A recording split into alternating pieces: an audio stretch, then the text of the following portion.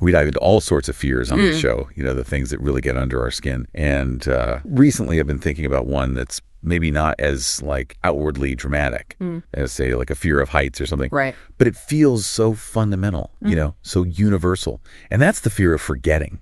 Not just like forgetting where you put your keys or, blanking on someone's name. Right. But that deeper, like unsettling feeling of losing your memories, losing your life story, losing like the essence of who you are. Yeah. And that brings us to dementia. Yeah, it's a fear that I think really resonates with a lot of people, and for good reason. I mean, a forgotten name, a missed appointment, these are common frustrations. But dementia signifies something altogether different. Right. It's like the potential fading of our personal narrative, the connections that define us. Totally. So for this deep dive, we're really going to try to unpack this fear of forgetting, specifically how it manifests in dementia. We've got some really interesting material for this one, including a transcript from a YouTube video that explores the lived experience of dementia, what it actually feels like. Yeah. What we're aiming for is to understand the nature of this profound kind of forgetting, and see what insights we can get from different perspectives, biology, philosophy, even art. Yeah, it's something that touches all of us, either directly or indirectly. We all experience forgetting to some degree. And by confronting the more extreme case of dementia, I think we can gain a more profound appreciation for how fragile memory is and how central it is to our sense of self, really. For sure. So if we're trying to understand this fear, like at its core, where do we even begin? I mean, it seems like a big part of it, particularly in Alzheimer's, which is the most common form of dementia, is that there are actual tangible changes happening in the brain. Yeah, that's right. Dementia isn't a single disease. It's an umbrella term for a variety of conditions that lead to memory loss and cognitive decline. Right. And Alzheimer's disease is the most common cause. And sadly, it's now the 6th leading cause of death for adults. But it's both fascinating and deeply concerning, the biological basis. Yeah, so this fundamental fear of like losing yourself at a biological level, what's actually going on in the brain to cause this forgetting in Alzheimer's? Well, at a fundamental level, Alzheimer's is characterized by the abnormal buildup of 2 specific proteins in the brain. Okay. The first is called amyloid beta protein. And there's an interesting connection here to chromosome 21. The genetic instructions for producing what's called the amyloid precursor protein are on this chromosome. And this may shed light on why a significant percentage, maybe 70% of individuals with Down syndrome who have an extra copy of chromosome 21, develop Alzheimer's later in life, often after the age of 40. So having more of this precursor protein maybe tips the balance towards more problems down the line. Yeah, exactly. The precursor protein itself isn't the culprit. It's what it gets broken down into. Amyloid beta. These amyloid beta proteins tend to be sticky and they clump together. And over time, they form these hard, insoluble plaques in the spaces between the brain cells. Now, a healthy brain actually has its own cleanup systems to get rid of this amyloid buildup. Right. But in individuals with Alzheimer's, this system seems to falter and leads to this continuous accumulation of these plaques. And ultimately, Alzheimer's attacks the very infrastructure of our memory, both the connections between brain cells and the internal workings of each cell. So that sounds like it would really disrupt the normal communication in the brain.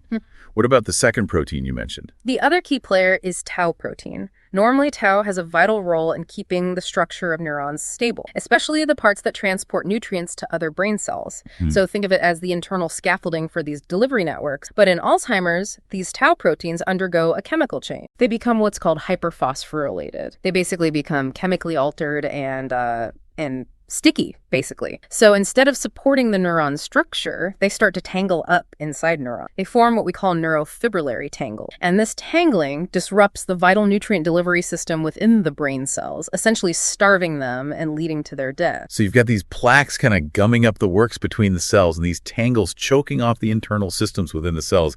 It really does sound like a double whammy. It's a combined effect. And the progression of Alzheimer's is often described in 7 stages, starting with normal cognitive function and gradually leading to severe cognitive decline. For a long time, the only way to definitively diagnose Alzheimer's was after someone had passed away through an autopsy, which would reveal characteristic brain shrinkage, amyloid plaques, and tau tank. But obviously, that wasn't much help to the person experiencing the disease or their loved ones. No, not at all.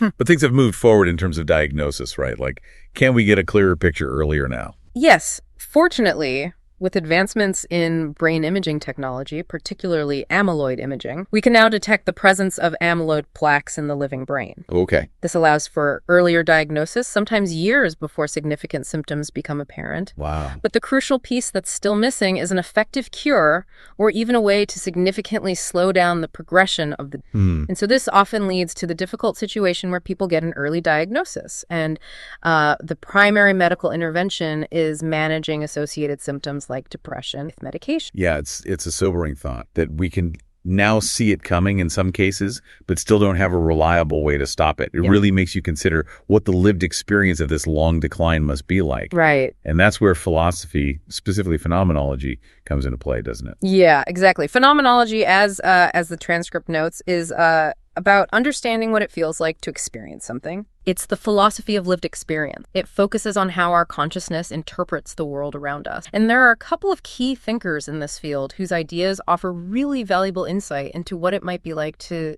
navigate the world with dementia. Okay, I'm intrigued. So who are these thinkers and what are their kind of core ideas that can help us understand this experience? Well, one really important figure is Martin Heidegger. Okay. He used this powerful metaphor to describe consciousness as a clearing, a kind of open space where things can come into view, become unconcealed, or as Heidegger would say, reveal their aletheia. Aletheia. Aletheia is often translated as truth, but it's closer to unforgetting or unconcealment. And if we apply this metaphor to dementia, it becomes quite eerie.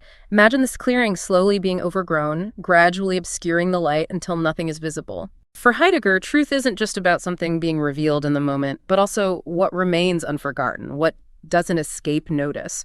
So in essence, dementia is like the light of our understanding being gradually extinguished. So dementia, in a sense, is like the world, or at least our comprehension of it, becoming more and more shrouded, more and more inaccessible. Precisely. And Heidegger also stressed that revelation always involves concealment. Good. Every way we choose to understand something, every perspective we adopt, inevitably pushes other interpretations into the background, at least for that moment. Think about how new scientific discoveries often lead us to revise or even discard older understanding. This constant interplay of what's brought into the light and what recedes into shadow can offer, maybe, a way to think about the shifting and often fragmented realities experienced by individuals with dementia. Even fleeting feelings of déjà vu or intense nostalgia, where something hidden seems to be revealed from the past, highlight this ongoing dynamic of concealment and unconcealment that shapes how we experience the world in our memory.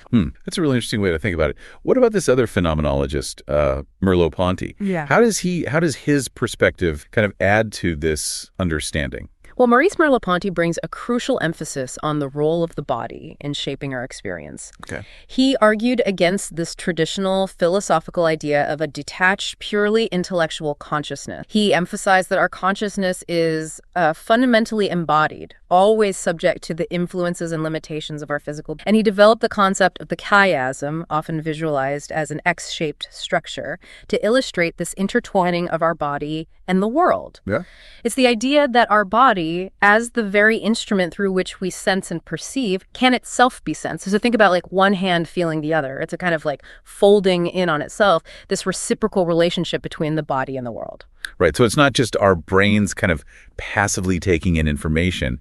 It's our whole physical being actively interacting with and making sense of the world. Exactly. And from this intertwining arises what Merleau-Ponty calls the depth of experience. This depth is the dimension where past and present, imaginary and immediate sensations, body and world, all intersect and inform each other, ultimately giving rise to the significance and meaning we find in things. And he uses this vivid example of a red dress. Its meaning isn't just its redness as perceived by our eyes, it's also deeply colored by our past memories and associations with other red. Maybe a graduation robe you wore, the color of a striking desert landscape you once saw, or even the memory of a specific celebratory meal. Our memories in this view aren't just, abstract data stored internally. They're deeply embedded in the world around us, shaping how we perceive it and interact with it. So considering that Alzheimer's often starts in specific areas of the brain, like the hippocampus, which is so crucial for long-term memory, and the frontal lobe, which is heavily involved in decision-making, how does this phenomenological view, with its emphasis on embodied experience and this depth, help us understand the kind of progression of the disease. Well, the fact that Alzheimer's frequently begins in those specific brain regions helps to explain some of the initial symptoms we often see, difficulty finding words or experiencing delays in processing information. Right. But because the disease can originate in different areas of the brain and then spread throughout, the resulting symptoms can be incredibly varied and sometimes quite unsettling or eerie, as the transcript says. As the disease progresses, you see increasing delays in processing, even simple questions. That frustrating and repetitive questioning and that poignant feeling, as the transcript so accurately puts it, of the mind being trapped within the lump of electric fat of the skull. Yeah. The connection to Merleau-Ponty's idea of depth becomes clear when we consider how these fundamental brain changes disrupt that intricate and essential interplay, our past and present, our body and the world, ultimately eroding the richness and depth of our lived experience. It's like the anchors to our personal history and our ability to make sense of the present through our embodied interactions with the world are slowly being cut away. Yeah, that's a devastating thought. The very fabric of a person's world, built on these embodied memories and symbolic meanings, slowly unraveling. Right. I imagine this must have a profound impact on something as fundamental as language and identity. Absolutely. Early language difficulties are often among the first noticeable signs of Alzheimer's. Patients might have trouble finding the right words for everyday objects or concepts. And in individuals who speak multiple languages, there's often a regression back to their first or mother tongue, suggesting that those earliest linguistic memories might be held at a deeper, maybe more fundamental level in the brain.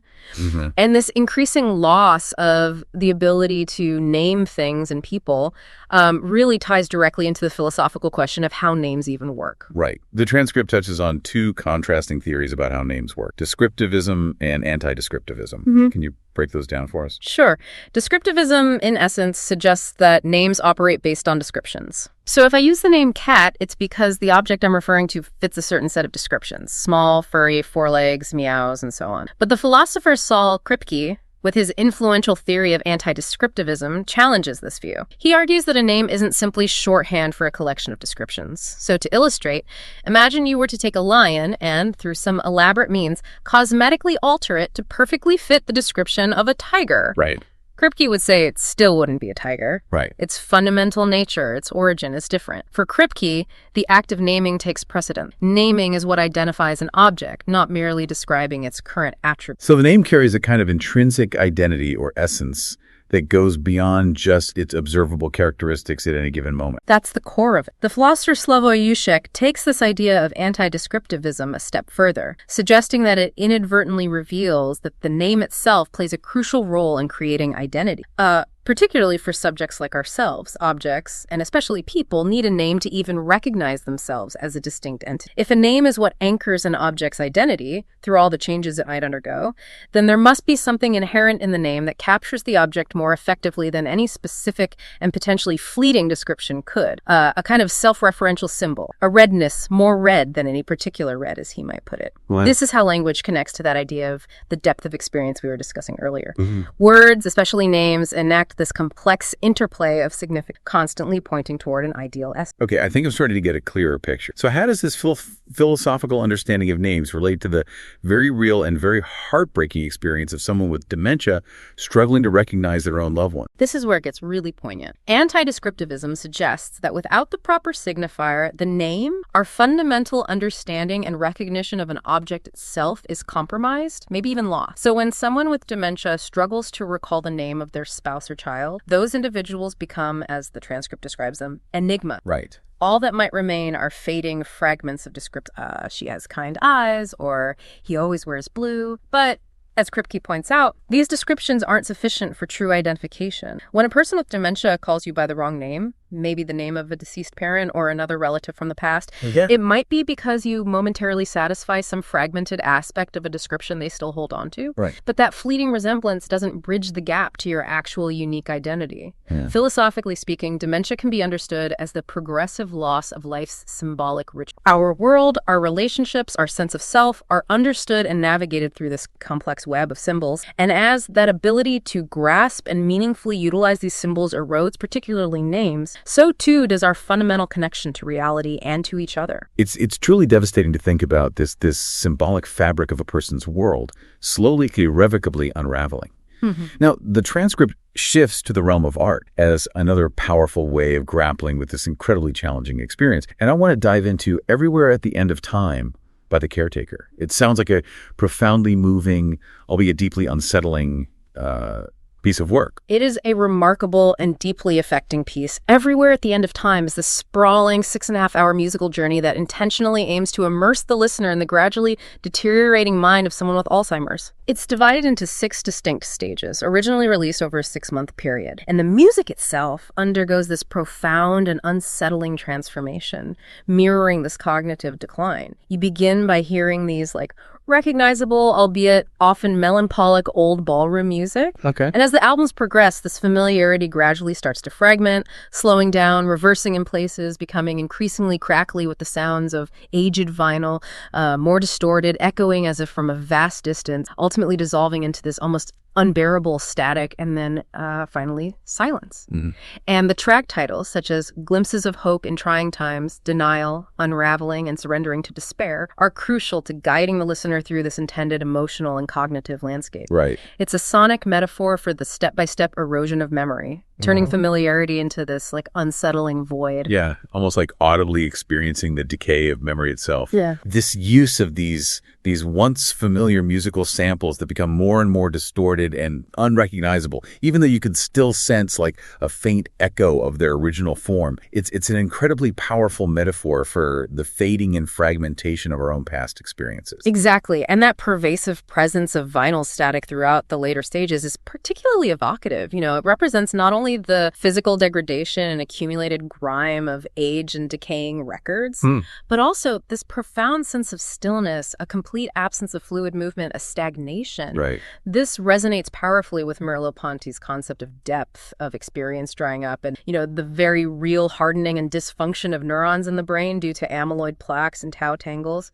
The final stages of this music become utterly incomprehensible, even though they're constructed from those initial recognizable recordings. And then, as you said, just silence, this profound absence that speaks volumes about the ultimate loss. And the album covers for Everywhere at the End of Time were done by the artist Ivan Seal. And they sound like they contribute to this sense of disorientation and unease. Yeah. Seal's artwork for the project, as well as his other collaborations with Leyland Kirby, who is the Caretaker, are intentionally designed to be difficult to process and understand. They often depict these ambiguous, almost dreamlike forms and objects rendered in muted colors against pale, often indistinct backgrounds. And the longer you look at them, the more elusive and confusing they become, often evoking the unsettling feeling you might get from looking at a Rorschach ink blot test, where you sense a form but you can't quite pin it down. Seal has described his process as painting imagined objects purely from memory, with all the inherent errors, distortions, and gaps that process entails.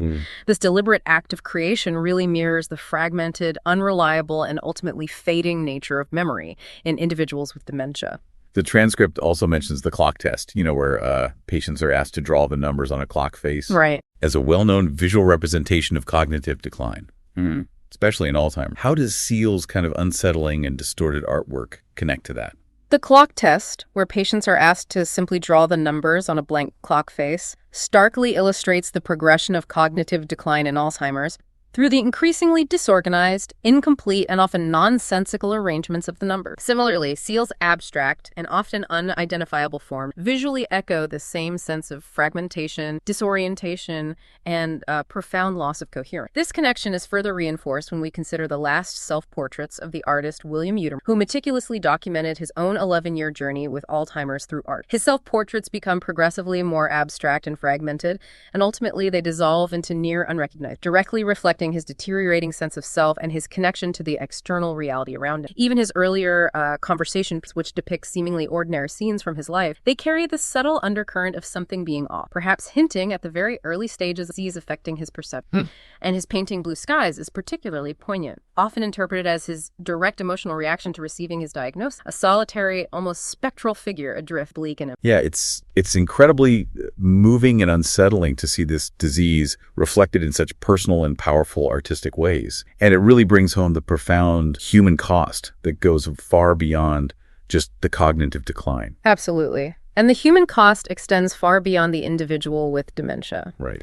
The transcript rightly touches on the social impact, including the reality that friends and even close family members may withdraw from those with the disease as it progresses. Yeah. That reference to Ronald Reagan's close friend who ultimately refused to visit him after his diagnosis poignantly illustrates this, painful dynamic of fear and inability to cope. The history of Alzheimer's research also highlights a kind of societal neglect in its early years. Mm-hmm. Its initial recognition and study was largely overshadowed by, the immense global events of the time and a greater focus on other areas of medical research. Right, and the transcript raises this critical point about how our current medical system approaches Alzheimer's. Yeah. With, a very heavy focus on the pursuit of that elusive cure, while significantly neglecting the immediate and very real needs of both the individuals living with the disease and their caregivers. Yeah, that's a crucial and often overlooked perspective brought forth by Dr. Jason Karlowish.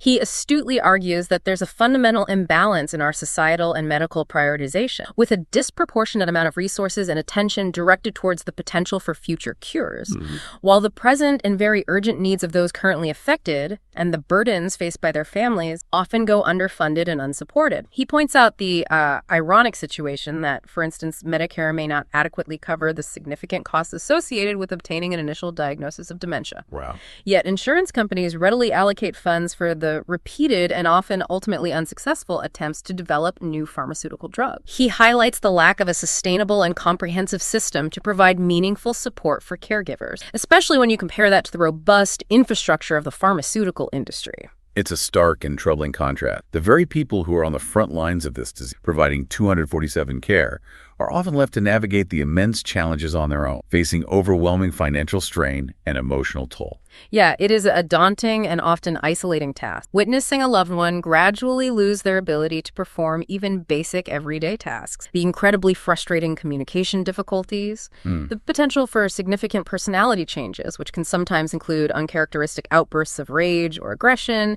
and even the distressing emergence of psychosis and hallucinations in the later stages. It's emotionally devastating for everyone involved. Yeah.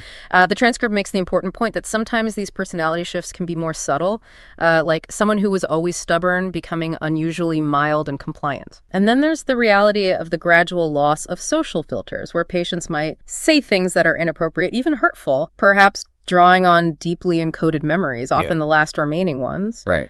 But it's crucial to remember that even in these later stages, glimpses of self-awareness, feelings of despair, embarrassment, and confusion can still be present, even if they can no longer be expressed clearly. That's really important to remember. It really paints a difficult and multifaceted picture of this disease that not only steals these cherished memories, but also fundamentally alters personality, erodes relationships, and places this immense strain on families. Yeah. This naturally leads us into some unsettling reflections on the very nature of memory and identity. And the transcript draws some really interesting parallels to some works of fiction. Yeah, the transcript makes this compelling parallel between the feeling of disorientation and operating on autopilot that some individuals with ADHD experience and the aimless wandering we sometimes see in dementia. However, the crucial and unsettling difference is the initial absence of a conscious sense of disorientation in dementia. The original intention or objective is simply forgotten, and the individual might spontaneously invent a new one, sometimes elaborate or even delusional,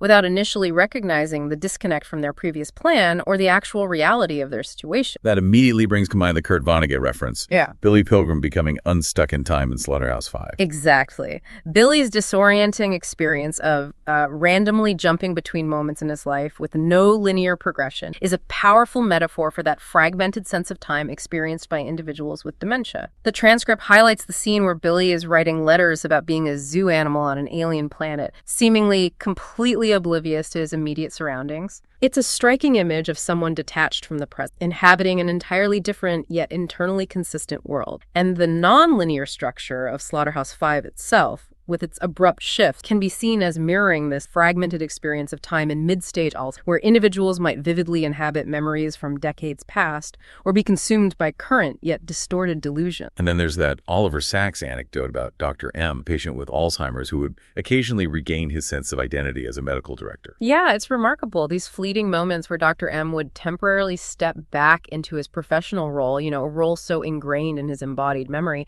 provided him with this temporary but significant sense sense of orientation. Sachs then raised the question, is it kinder to confront patients with their reality, or to allow them to hold on to these comforting yet potentially inaccurate familiar ideas? He concludes that the latter approach is less cruel. And it suggests that, for individuals living with dementia, as their connection to the present weakens, significance and meaning can shift towards the more stable and familiar realm of imagination and deeply ingrained past roles. The discussion then moves into the territory of manipulated memories and identity. Yeah. Drawing this thought-provoking connection to Ghost in the Shell. Yeah, Ghost in the Shell explores a future where memories and even the ghost or the soul can be digitally manipulated. The scene referenced in the transcript, involving the garbage collector who believes he has a wife and daughter due to a ghost hack, is disturbing and thought-provoking. Yeah. It illustrates how profoundly our self-perception can be affected when our core memories are fundamentally false or externally implanted. This leads us back to Descartes' I think, therefore I am, Right. and resonates with Merleau-Ponty's emphasis on being in the world.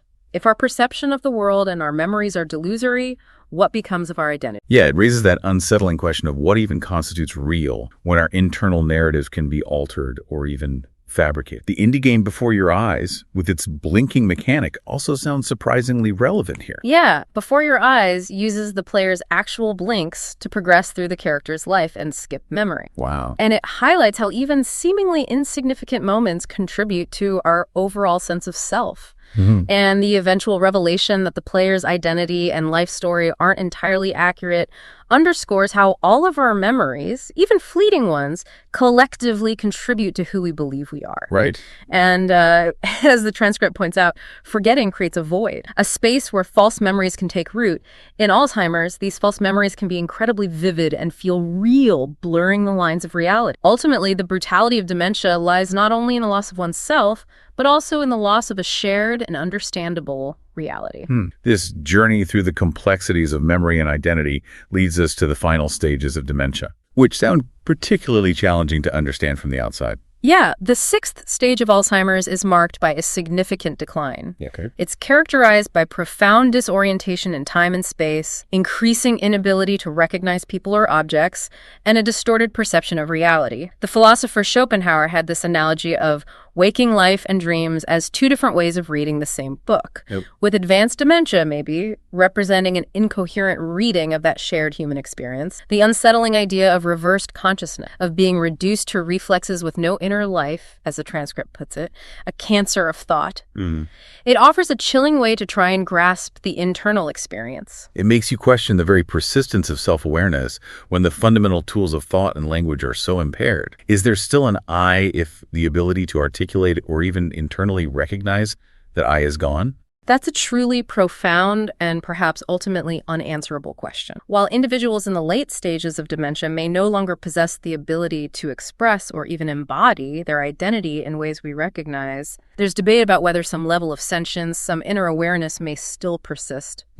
It's perhaps more accurate to say that their ability to connect with and express that inner world and interact with the external world in a coherent way is severely compromised. Returning to Heidegger's Aletheia, in the later stages, it's as if more and more of the world becomes concealed as short-term memory collapse. Even that foundational trust in the world revealing itself reliably can be eroded, potentially leading to delusion. Right. The transcript also touches on the myth of Juno's long dream and the idea that the very effort to preserve a mind might actually accelerate its decline. Those are poignant points. Yeah, the myth of Juno's dream highlights the disorienting effects of an altered perception of time, blurring those boundaries between what we experience as dream and reality. And the idea that the effort to combat decline might hasten it is sobering, hinting at this delicate balance in the brain. And against this backdrop of decline, there are these paradoxical moments of lucid clarity, fleeting glimpses of the person who was, brief moments of recognition or connection, offering comfort to loved ones, but also a stark reminder of what's lost. But these moments become increasingly rare as the disease progresses, culminating in the rapid decline in the final year, increasing immobility, communication difficulties, physical symptoms, and the heartbreaking loss of even the ability to smile. Wow. And then there's terminal lucidity, which sounds like a final window into the person before the very end. Terminal lucidity is a baffling phenomenon Yeah? where individuals with severe cognitive impairment experience a temporary return of cognitive function shortly before death.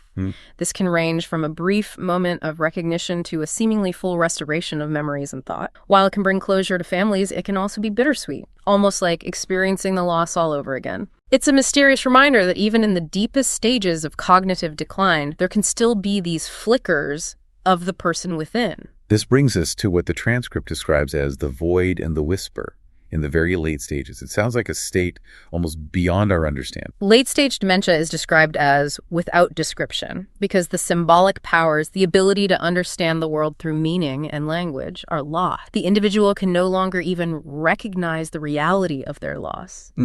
That ancient Greek story of the two painters, one who painted grapes so real they fooled birds, and the other who painted a curtain that fooled even the first painter, is a good analogy. In the finality of advanced dementia, the curtain is all that remains. The depth of the inner world is gone, leaving a barren landscape. This emptiness is mirrored in the final album cover of Everywhere at the End of Time, a void where sound and memory have faded. Ultimately, forgetting sets a limit to our existence. And in dementia, it acts as this force, pulling everything that defines us into its silence. The final words of the transcript are incredibly moving. What are we in life but a whisper? A long, drowned-out, breathless whisper. Come, let's watch together as that whisper of the world rolls away and enjoy the memory of it while we can. There will be no encore. It really emphasizes the precious and fleeting nature of our memories and our connection to the world around us. It does. Forgetting, especially as it manifests in dementia, is deeply human, touching the core of what it means to be ourselves. By exploring its biology, philosophy, and art, we gain a richer understanding of this reality that affects so many lives. It's a complex and heartbreaking topic, but I think incredibly important to confront.